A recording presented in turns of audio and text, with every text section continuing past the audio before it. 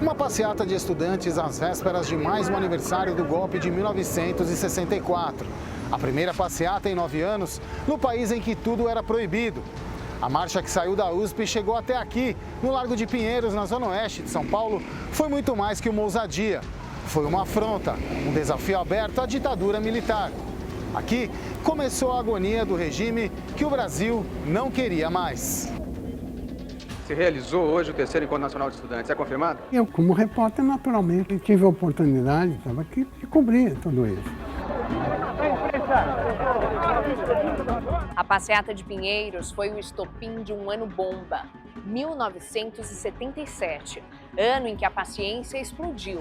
Mais uma vez, numa longa tradição de São Paulo, os estudantes tomaram conta da cidade para protestar. Desafiaram a ditadura aqui, no Viaduto do Chá e por toda parte. Eles formaram a linha de frente da democracia, na luta contra o autoritarismo. Todos nós jornalistas tínhamos medo da ditadura, óbvio. O que vocês querem aqui? Vai morar aqui! Vai morar aqui! Foram 6 meses de atos constantes e intensos em muitos locais de São Paulo. O conflito culminou no final de setembro, no campus da PUC, em Perdizes. A TV Cultura estava aqui naquele dia e em cada momento deste ano especial. Esta é a história de um ano que mudou o futuro do Brasil e do que levou até ele. A ditadura não é feita para pegar comunista. A ditadura é feita para acabar com a democracia.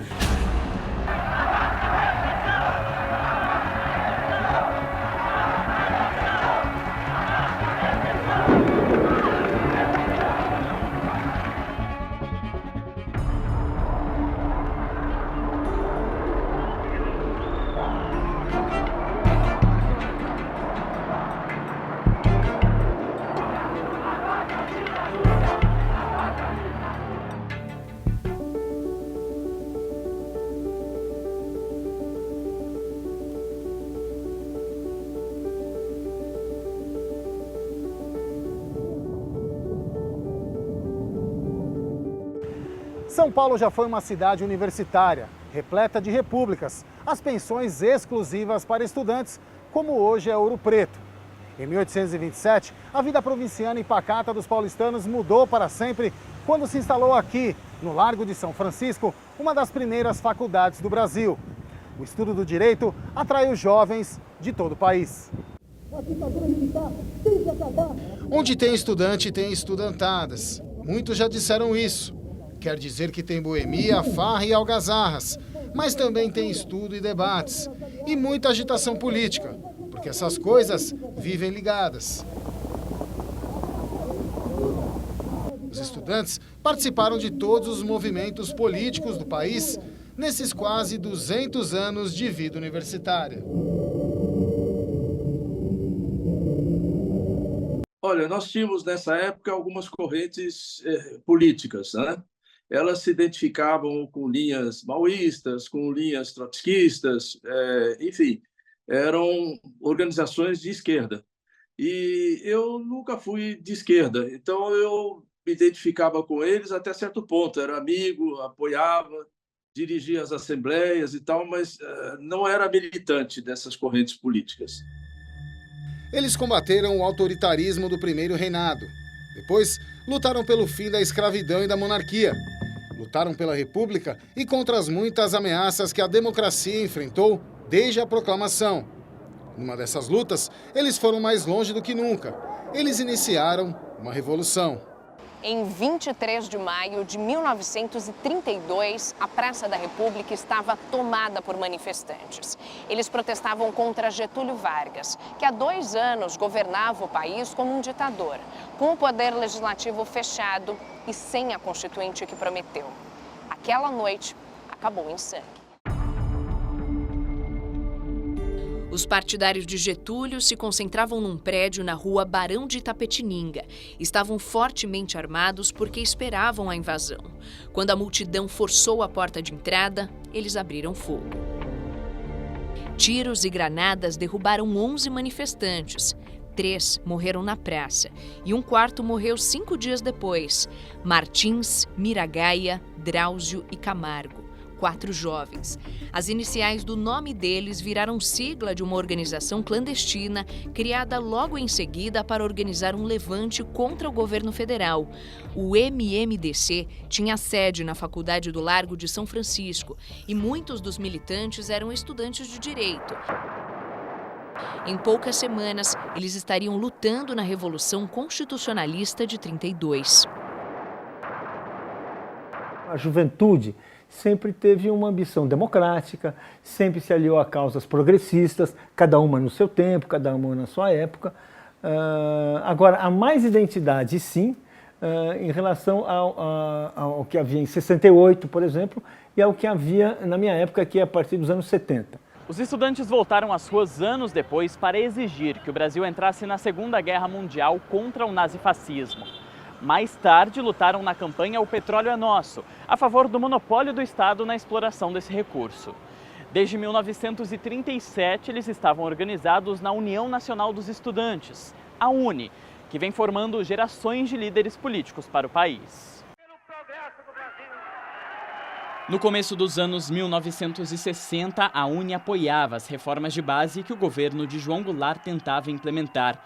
Mudanças profundas, como a reforma agrária, para dividir os latifúndios improdutivos, e a reforma fiscal, que limitava a remessa de lucros das multinacionais às suas matrizes fora do Brasil.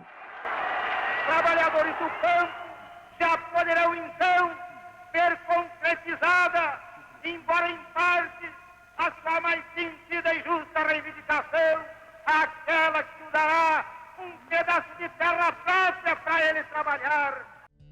Os estudantes defendiam especialmente a reforma educacional, que pretendia democratizar a universidade e erradicar o analfabetismo.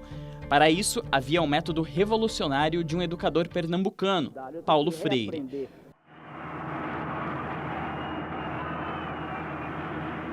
O golpe militar de 1964 acabou com o governo de Jango e com as reformas. Na madrugada do dia 31, tanques do exército rolavam sobre a cidade sem encontrar resistência. A minha vida com a ditadura começou aos 11 anos de idade, quando meu pai voltou para casa no meio do dia, no dia 31 de março. Uma coisa o que assustou a família inteira, porque isso jamais acontecia. Ele voltou muito preocupado, dizendo para minha mãe que eles tinham que sair para estocar comida e se preparar para alguma coisa muito grave que estava acontecendo, que tinha uma revolução, um movimento militar e não sei o quê. E estava muito preocupado e os dois saíram para comprar comida e não deixaram a gente sair. Eu acho difícil você dizer que a ditadura tenha se estabelecido em 64. Certo?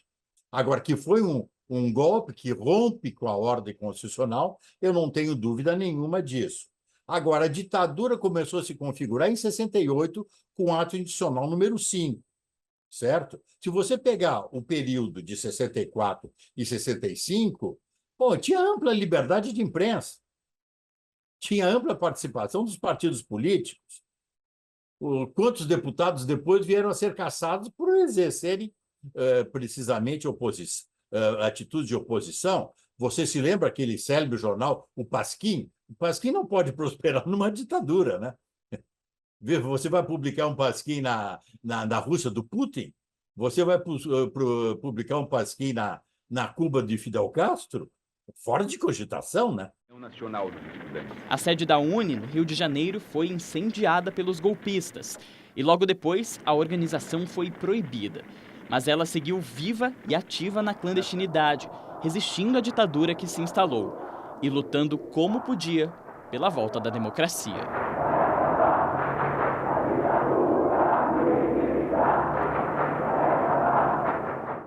Quatro anos depois, em 1968, o confronto dos estudantes com a ditadura militar atingiu o ápice. Foi um embate tenso e sangrento que durou todo aquele ano e teve São Paulo e Rio de Janeiro como principais arenas. E a democracia saiu muito mais ferida do que entrou. Em março, um ato de protesto contra o aumento das refeições no Calabouço, um restaurante universitário, foi reprimido com violência pela polícia. O secundarista Edson Luiz de Lima Souto morreu baleado. Daí em diante, as passeatas estudantis foram constantes. Sempre reprimidas, deixando um rastro de prisões e sangue derramado.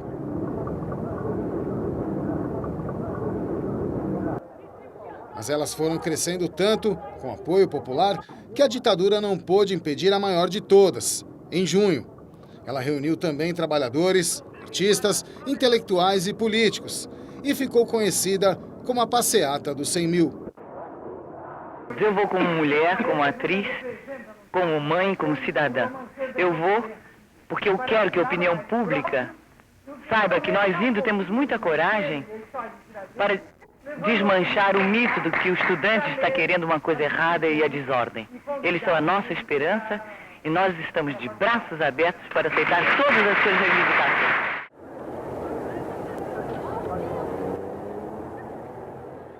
Historicamente, sempre os estudantes saíram na frente no enfrentamento aos regimes autoritários, aos golpes militares no Brasil. Sempre. Sempre tiveram um papel protagonista e relevante. Foram um sujeito histórico muito importante na luta pela democracia.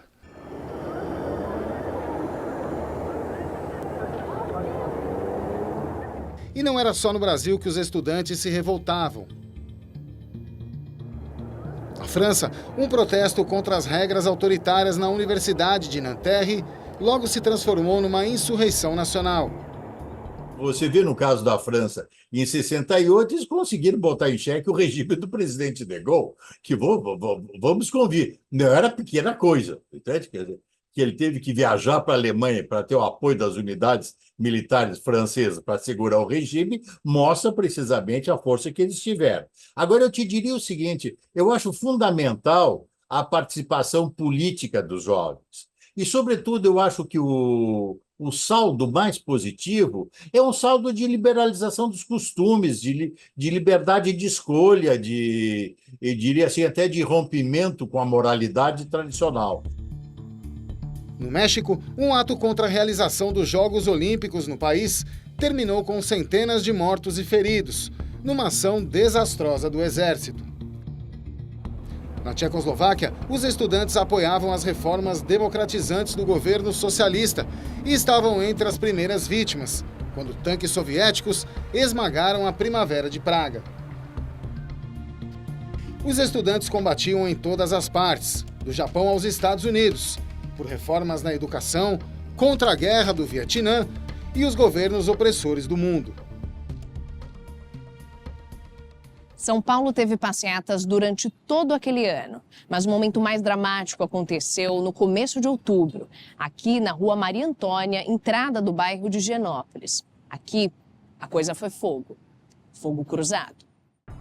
Estudantes da Universidade Mackenzie trocaram tiros com os colegas de filosofia da USP. De um lado, apoiadores da ditadura, de outro, opositores. Tudo começou num pedágio que os da USP fizeram na rua para financiar o congresso da UNE, próximo de acontecer.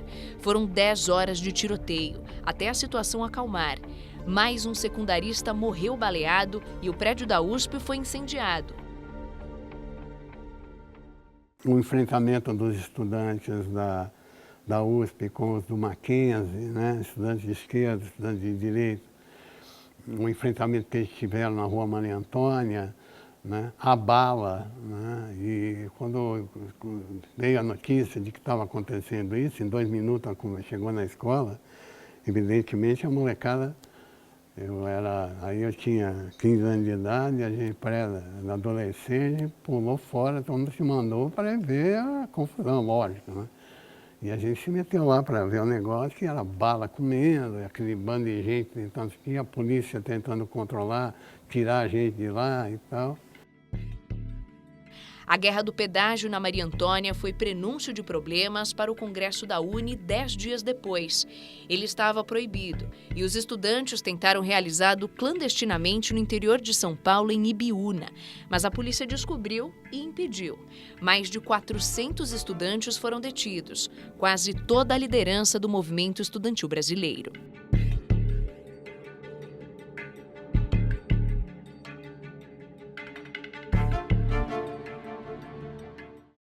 O mundo pegava fogo, o Brasil pegava fogo. e quem acendia chamas era a rebeldia estudantil.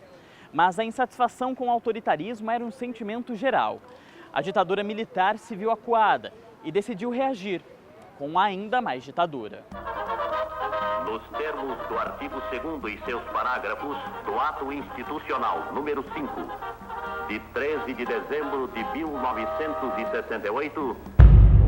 Em dezembro, o governo baixou o Ato Institucional número 5, um decreto que fechava o Congresso e as Assembleias Legislativas e suspendia as liberdades democráticas no país. O ato impunha censura à imprensa, proibia reuniões políticas e tornava muito difícil a oposição ao regime no plano institucional. Esse ano de 69 foi o chamado ano do pega para capar. Muita gente morreu. Houve uma perseguição implacável. Foi exatamente o início da chamada linha dura, né? Então, esse período, 70, 71, 72, 73, até chegar a novembro de 74, quando acontecem as eleições e o MDB, Movimento Democrático Brasileiro, tem uma grande vitória política eleitoral e que isso, então, começa a mudar o quadro político do país. Ainda vai se desenvolver por mais uma década, né, até 85, que é quando formalmente a ditadura termina. Eu acho que o 64 foi um golpe de Estado, um golpe militar. Acho que não há meias palavras para se referir a isso, né? Não valeu a pena, embora a economia tenha sido um sucesso durante muitos anos, né? Principalmente no início e no meio do período da ditadura, mas as questões paralelas, que principalmente a falta de liberdade, o assassinato de muita gente, tortura, eu acho que esse clima que nós vivemos, no caso das pessoas da minha idade, pegou um momento da nossa juventude muito importante, não valeu a pena. Uma parte da oposição foi para a luta armada e a ditadura começou uma intensa caçada a ela. Os estudantes eram parte da caça. Olha, filma ali, filma ali.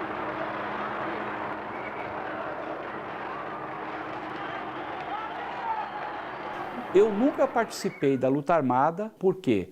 Porque a gente ajudava todo mundo.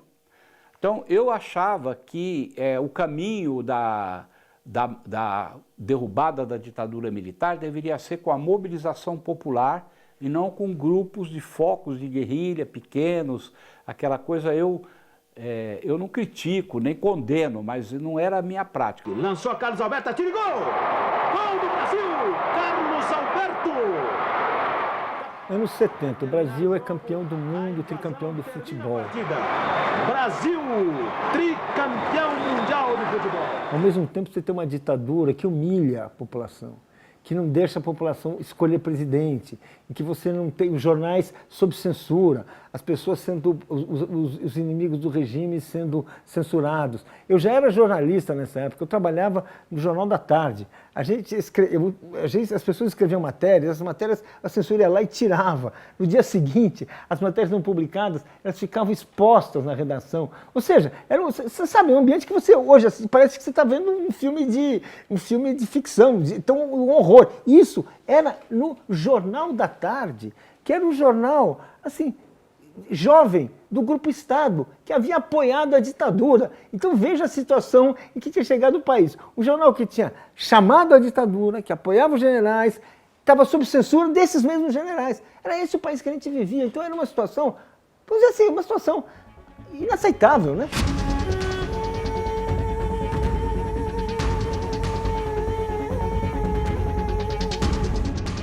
O início do fim da ditadura é a morte do Vladimir Herzog, a reação à morte do Vladimir Herzog.